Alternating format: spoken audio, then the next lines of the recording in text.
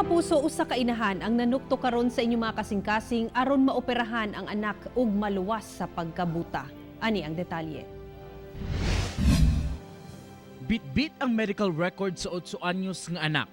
Midangop dinhi sa GMA Cagayan de Oro Station kining usa ka inahan aron mangayo og tabang sa dunay malumong kasing-kasing. Kinahanglan niyang makalikom og kapin kun kulang 20,000 pesos aron ipalit sa mga gamit nga gireseta sa iyang anak aron dayon na kining maoperahan sa mata.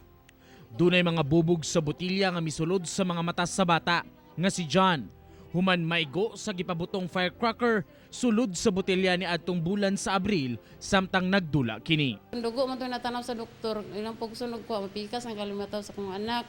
Sa 5 niya ka anak, si John ang kinamanghuran. Paglabada ang iyang trabaho og driver sa usa ka sikadang iyang bana. Giduulan na kuno niya ang tanang kaila para lang sa operasyon sa iyang anak apan kulang kuno gihapon ang iyang kwarta. Manawagan ko sa mga katawhan nga katong malumog kasing-kasing maluoy sa kong anak, maoperahan in town.